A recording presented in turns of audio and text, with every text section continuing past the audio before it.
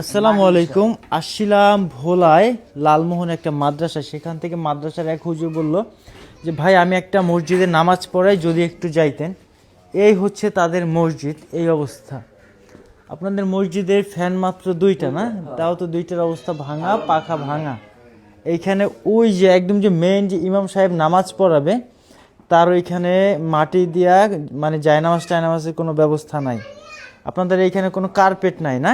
একটু নিচে দেখা, এই যে নিচে যে নামাজ পড়বে, নামাজ পড়ার মতো কোনো কার্পেট নেই। ভাই এখানে আসেন, আপনি আমাকে তো আপনার মসজিদ দেখাইতে নিয়ে আসলেন। ভাই এখানে আসেন, আপনি কি এই মসজিদের এখানে নামাজ পড়েন? এই হুজুর আমাকে বলছে যে সে একটা মসজিদে নামাজ পড়ে, সেখানে অবস্থা খুবই খারাপ। এখন আপনাদের মসজিদে কি হইলে ভালো হয়? আমাদের মসজিদের আগে আমি বলি, আমি যে আপনারা যে বলবেন যে বিল্ডিং করে দেন, পারবো না। অনেক দামে কিছু চাইবেন, পারবো না।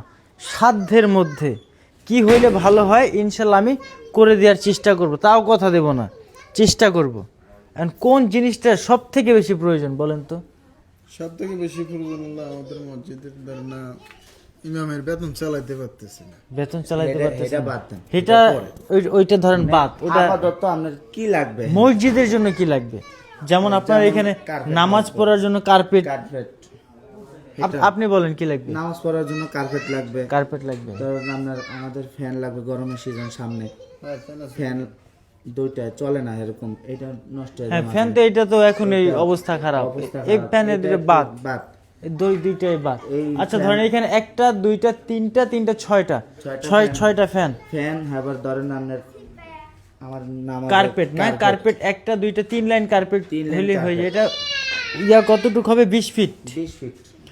তো 20 ফিটের তিনটা কার্পেট, টোটাল 60 ফিট কার্পেট লাগবে, 6টা ফ্যান লাগবে। জি। এইটা হলে তো আপাতত আপনারা জি, খুশি। আর আপাতত যদি আমার সূর্যগরের বেড়াটা অতিরিক্ত ভাঙ্গা। কোন জায়গায়? ওই যে ওইখানে। ওইখানেটা এই যে আচ্ছা আচ্ছা, আপনি যান, আমি তো যাইতে পারলাম না জুতা পরে। না না, সমস্যা নেই, সমস্যা নেই। বেড়াটা পুরো ভাঙ্গা। আচ্ছা আচ্ছা, এই বেড়াটা আমার ইমার্জেন্সি জরুরি। এইটা তো আপনারা নিজেরাই করতে পারেন। এই বেড়াটা তো আর আমি করে দেওয়ার কিছু না, না। এটা- এটা বেড়া দিতে কি লাগবে? বেড়া দিতে তো আমার কিছু লাগবে না। না, এটা তো আপনারা করতে পারবেন। মসজিদের মুসল্লি যারা আছে, হ্যাঁ হ্যাঁ, এটা কমিটি, মসজিদ কমিটি আছে কোনো? মসজিদে কমিটি আছে, তারা শুক্রবার হাত দিয়ে ওঠে মসজিদের জন্য? কোনো হাত দিয়ে ওঠে না। কোনো হাত দিয়ে ওঠে কোনো না? হাত দিয়ে ওঠে না। এমন কি যে ইমামের বেতন চালাইতে আমাদের জন্য অনেক কষ্ট হয়। হিমশিম খায়। তাই ইমামকে 3000 টাকা বেতন দিয়ে 3000 টাকা আমাদের ওঠে না, 2200 টাকা এরকম ওঠে। তাই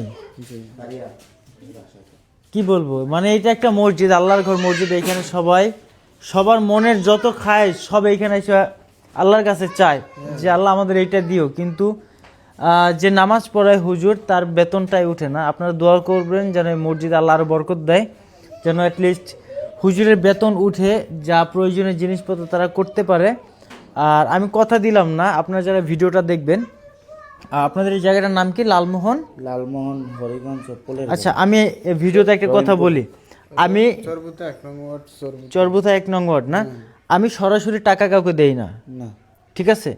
কেউ যদি চান 60 ফিট কার্পেট লাগবে নামাজ পড়ার, আপনারা কিনে পাঠিয়ে দিতে পারেন, কোনো সমস্যা নাই। আপনি কিনে পাঠিয়ে দিতে পারবেন, কোনো সমস্যা নাই।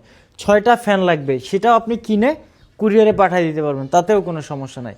আর আপনারা যদি আমাকে কিনে দিতে বলেন, আমি তাদের নগদ টাকা দিতে পারবো না, আমিও কিনে পাঠিয়ে দিতে পারবো, কারণ আমি নগদ টাকায় বিশ্বাসী না ভাই।